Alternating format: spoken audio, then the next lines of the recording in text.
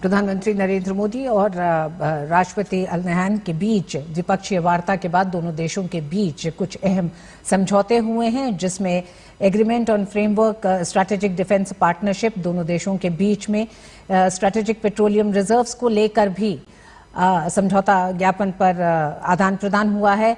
Supplies of liquefied LPG को लेकर भी दोनों देशों के बीच अहम समझौता हुआ है। ये तमाम समझौते हैं जिन्हें ये माना जा रहा था कि प्रधानमंत्री नरेंद्र मोदी की इस यात्रा के साथ इन समझौतों की संभावना जताई जा रही थी और मौजूदा एक तरह से वैश्विक उथल पुथल और इस वैश्विक उथल पुथल में ऊर्जा को लेकर जो संकट का दौर तमाम देशों के सामने ये उम्मीद की जा रही है कि आने वाले समय में आशंकाएं जताई जा रही हैं कि इस तरह का संकट देखा जा सकता है।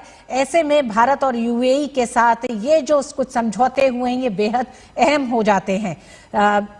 लिक्विड एलपीजी को लेकर, एलपीजी की सप्लाई को लेकर भारत और यूएई के बीच में जो समझौता हुआ है, साथ ही शिप रिपेयर क्लस्टर जो वादिनार में स्थापित किया जाएगा उसे लेकर भी एक एमओयू हुआ है और करीब $5 बिलियन के इन्वेस्टमेंट का, जो कि भारतीय बुनियादी ढांचे के लिए इस इन्वेस्टमेंट की सहमति यूएई की तरफ से हुई है।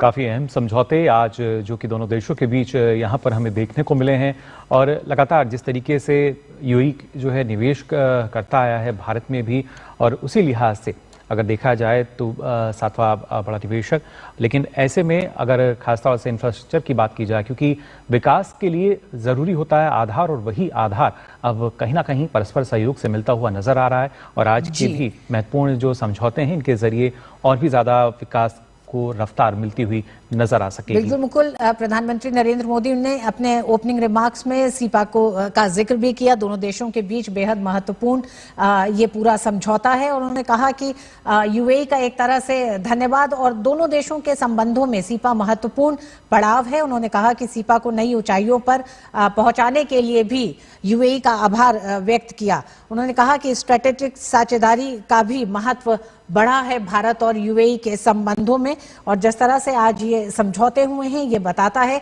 कि दोनों ही देशों के बीच ऊर्जा के साथ साथ तमाम अन्य विभिन्न क्षेत्रों में जिस तरह से सहयोग और निवेश बढ़ रहा है वो दोनों ही देशों की नजदीकी को दिखाता है। जी बिल्कुल, क्योंकि हमारे साथ हर्षवर्धन पंत भी जुड़े हुए हैं। हर्षवर्धन पंत साहब, जो ये अभी नए जो समझौते हुए हैं इस पूरी यात्रा में, इन्हें आप कैसे देखते हैं? और सबसे अहम जो मौजूदा दौर को देखते हुए दिखाई देता है कि एलपीजी की सप्लाई को लेकर जो दोनों देशों के बीच में एक अहम समझौता हुआ।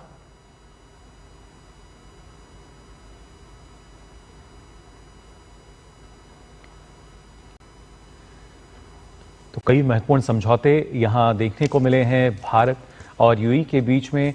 और अब से पहले की अगर बात की जाए तो हम देखते थे कि ऊर्जा क्षेत्र में किस तरीके से परस्पर सहयोग जो है वो नजर आता था, लेकिन ऊर्जा सहयोग से हटकर भी अगर देखा जाए हर एक क्षेत्र में, जैसा कि प्रधानमंत्री ने अपने यहाँ जब उनका ओपनिंग रिमार्क था उसमें भी उन्होंने इस बात का जिक्र किया कि हर एक क्षेत्र में भारत जो है वो यूएई के साथ है। और उसकी जो बानगी है इन समझौतों के जरिए भी हम देख सकते हैं कैसे न सिर्फ ऊर्जा क्षेत्र बल्कि जो तमाम जो दूसरे क्षेत्र हैं वहाँ पर किस तरीके से दोनों देशों की एक महत्वपूर्ण भूमिका हो सकती है और कैसे परस्पर सहयोग के चलते जो मदद है वो दी जा सकती है। क्योंकि अब जो दोनों देश हैं वो सिर्फ हम व्यापारिक के तौर पर उनको बेहतर साझेदार नहीं देखते, बल्कि वैश्विक रणनीतिक के तौर पर अगर देखा जाए उस लिहाज से काफ़ी महत्वपूर्ण हो जाता है।